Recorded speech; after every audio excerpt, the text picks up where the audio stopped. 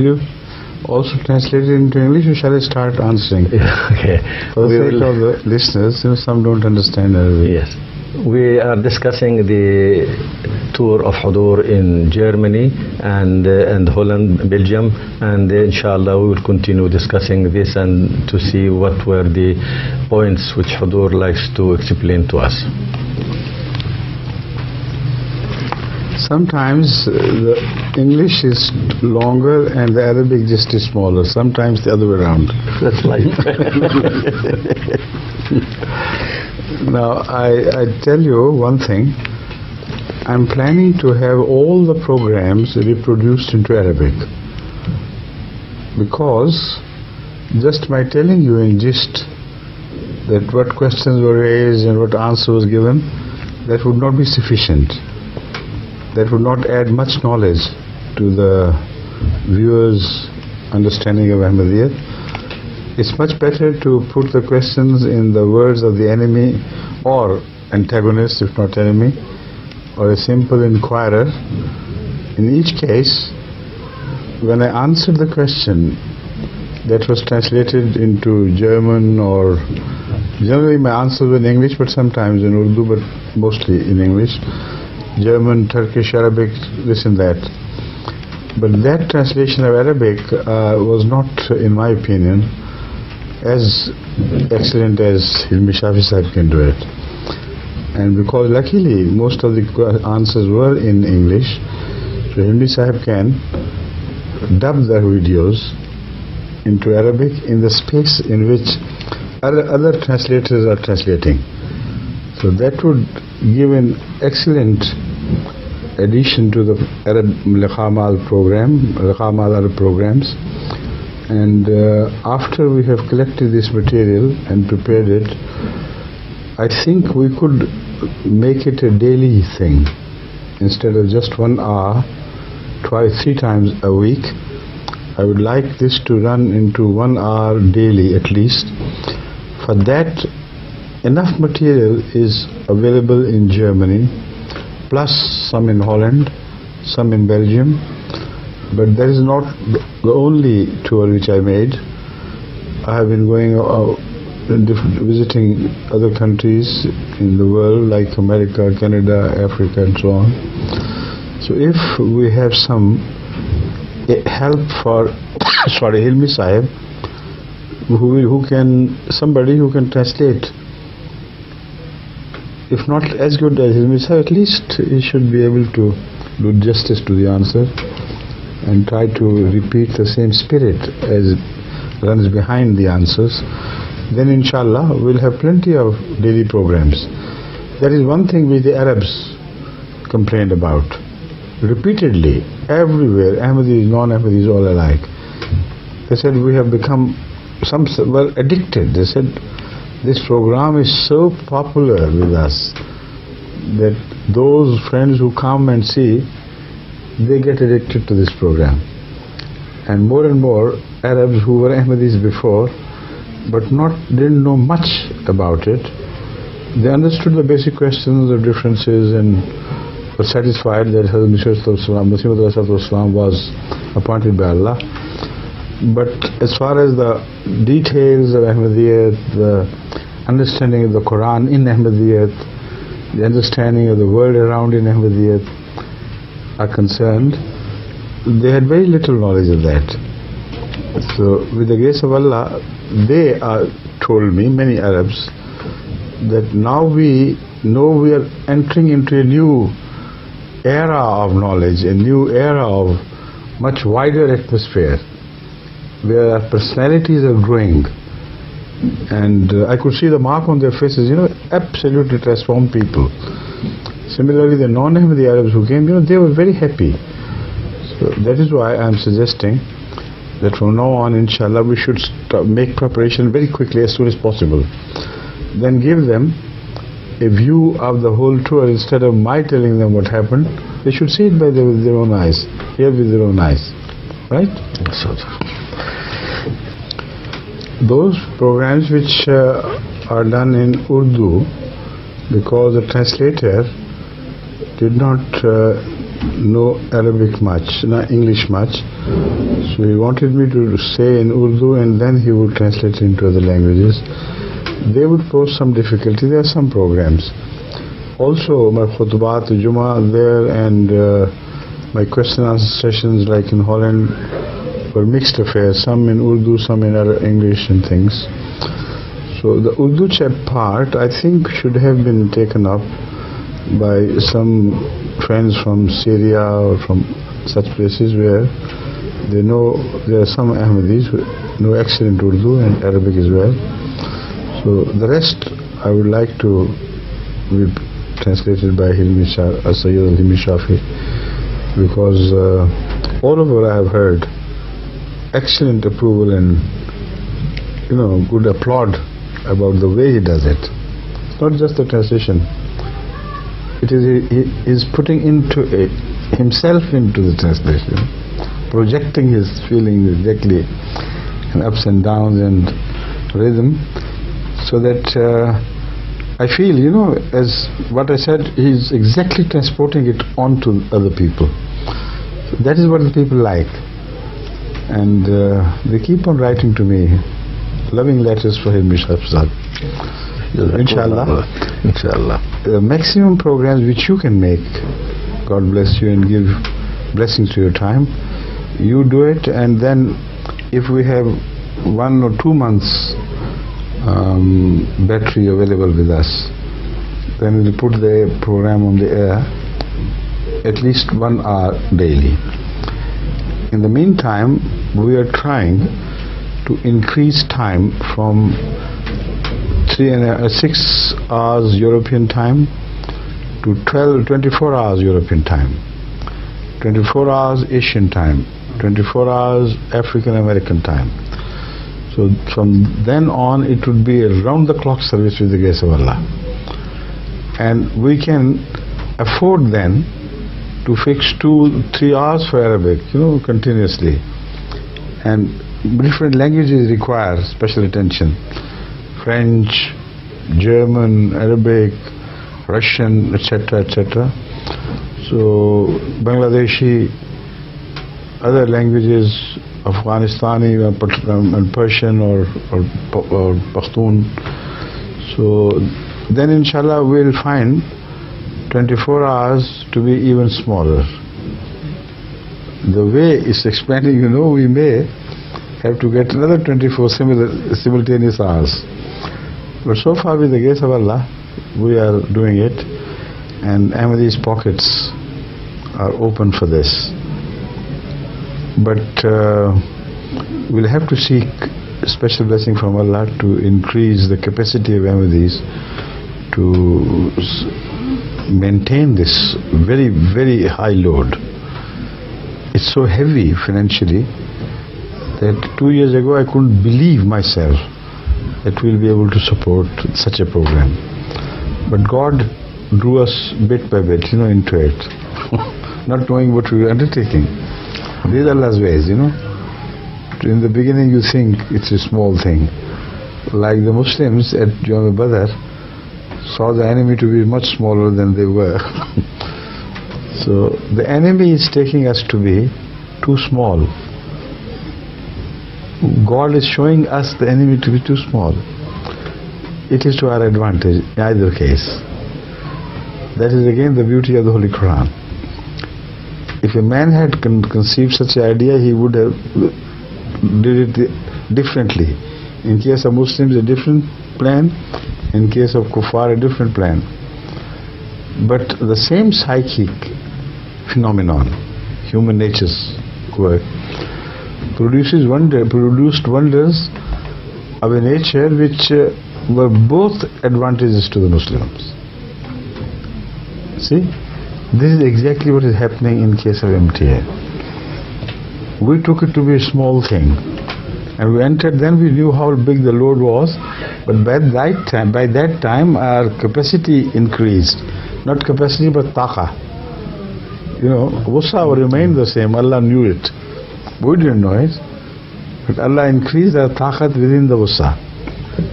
And the enemy took us too lightly,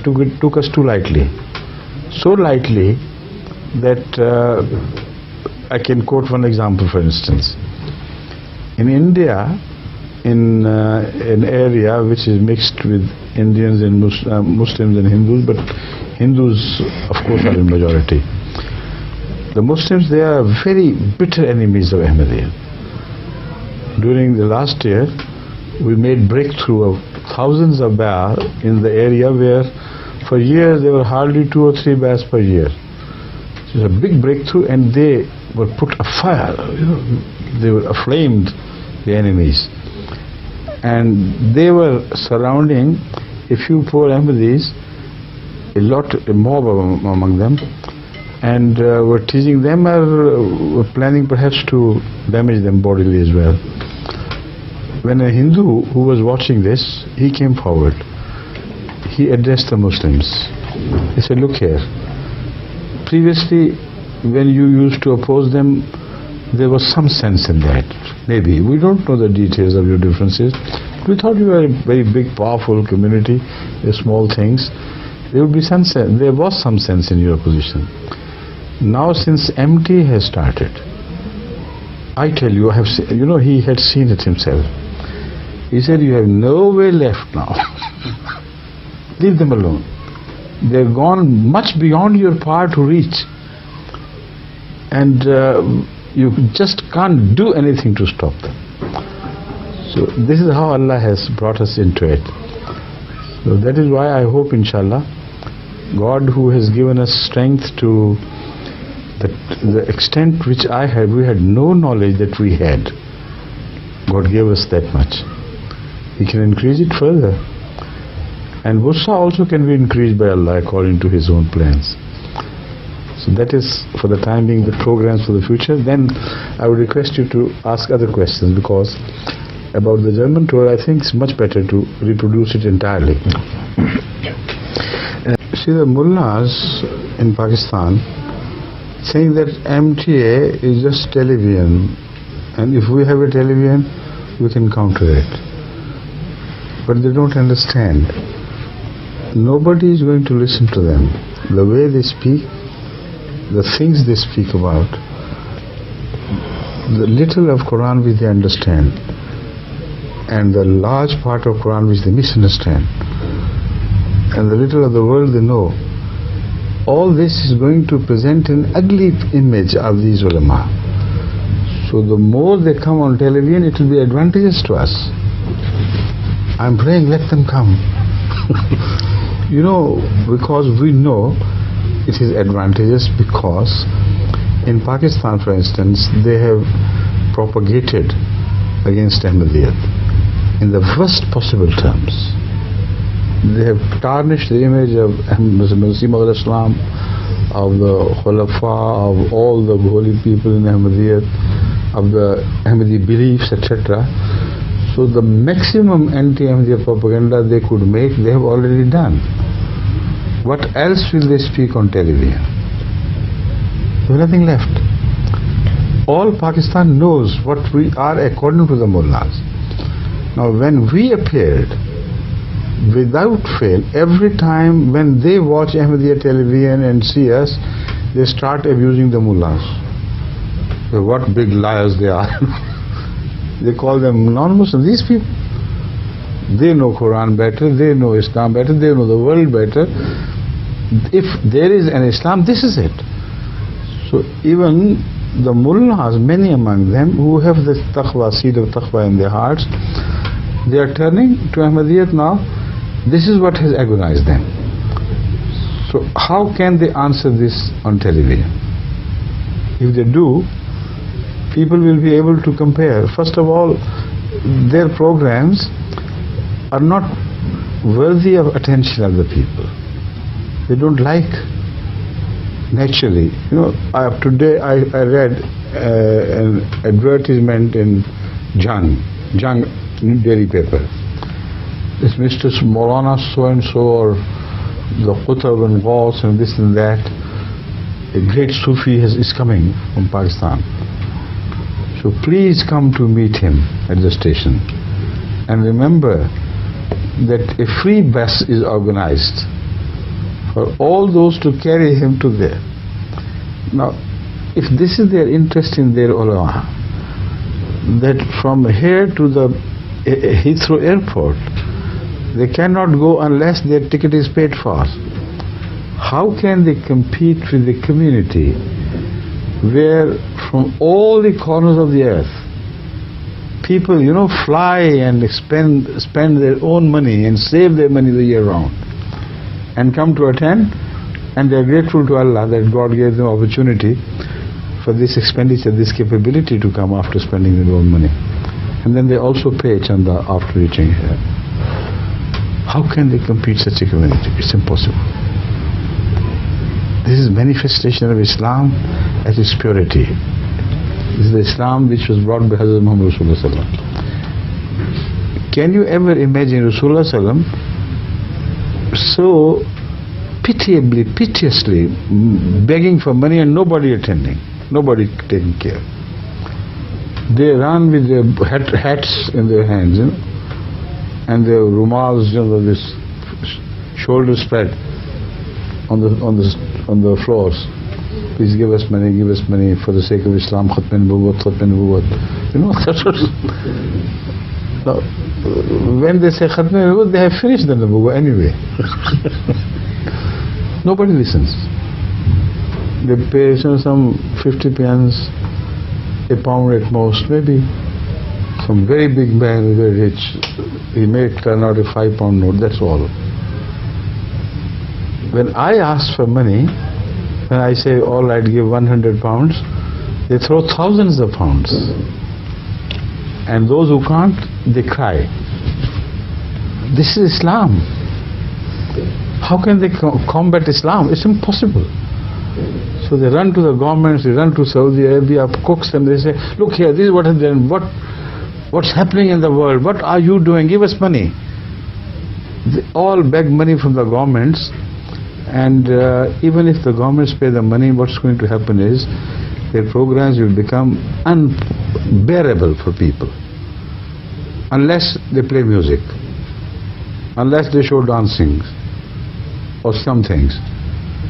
Then people's interest will not be in religion but in their music and this and that. If they do just make the programs, nobody attends their conferences here.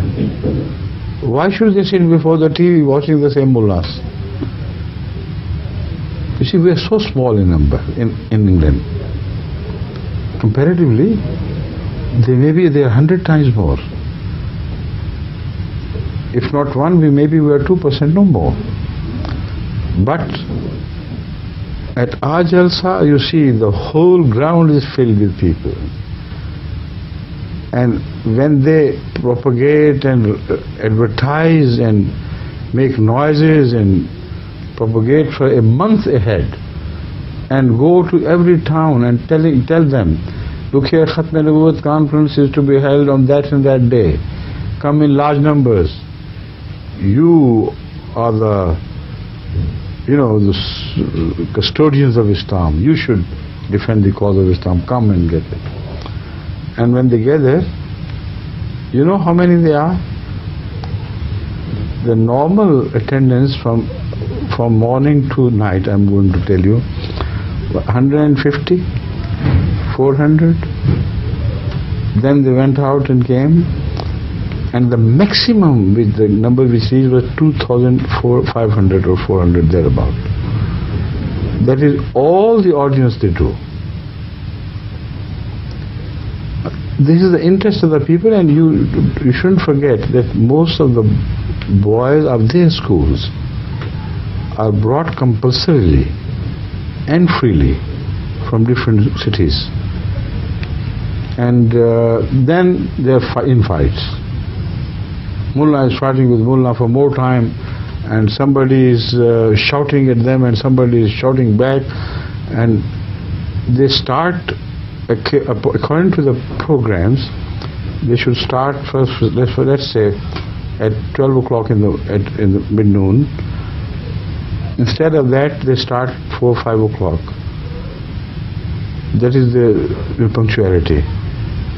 And when they start, they run the program till next morning 2 o'clock or 3 o'clock in the night. And the whole thing is so shabbily organized, so disorderly and untimely. There are many people who even come and watch and then go away. So the maximum number which has been counted at one time, you remember the reports? It was around 2,000 some. Yes, that's right. So how can they draw the attention of the audience from all over the world on television? That television is going to remain shut. But I wish other people would hear. And then they see us. They'll see the difference. Right? Inshallah. Again, on the television, what they would say against us, all that they have said, I have been covering that. I always present it myself. I tell the people, this is what the mullahs say. When we answer this, that is what they say. When we answer that, this is what they bring forth. And I tell whatever they say myself to the people with such honesty that they can't add to it. And that has already been answered, and the sum total is that people listening to the question answers of this type are convinced, and they're becoming Ahmadis in large numbers now. So what can I do about it? All their arguments are a repeat of the past. Remember this. All that they say against Ahmadiyya and Hadith Muslim is nothing new to the world of religion, because the Holy Quran has already collected that material. You know, whatever they can bring forth has already been covered by the Holy Quran. Alright, you say this is what those said, this is what those said. This. The ultimate is that you return to our millah, or we'll kill you, or will you turn you out of your homes, or we'll rob you or maim you by beating and this and that. We may burn you alive. This is what they have ultimately to say. And this is what has been said right throughout the history of religion by the enemies of truth. So I want them to repeat these things on television once again and again and again, and let the world then turn to us. What they can't do is, they can't stop us. In Pakistan, why they were successful to a measure was that only the people of Pakistan heard their side, and our tongues were tied, our pens were broken. We couldn't answer anything verbally or in writing. So one-sided propaganda went on and on and on. So this is what is being destroyed by MTA. That is what they cannot stop. So let them come on television. But another question arises. Which Islam would they represent? Shia? Sunni? Wahhabi? Which Islam will they take? Which Sharia? Jafri or other Sharias in which they differ? Wahhabi Sharia or Brelvi Sharia or Maliki or Hanafi or Shafi or this and that. So what will they represent? They can't give them any fiqh, because if one alim presents his fiqh, the others will be at his throat. They said, no, he's wrong. This is fiqh, true fiqh.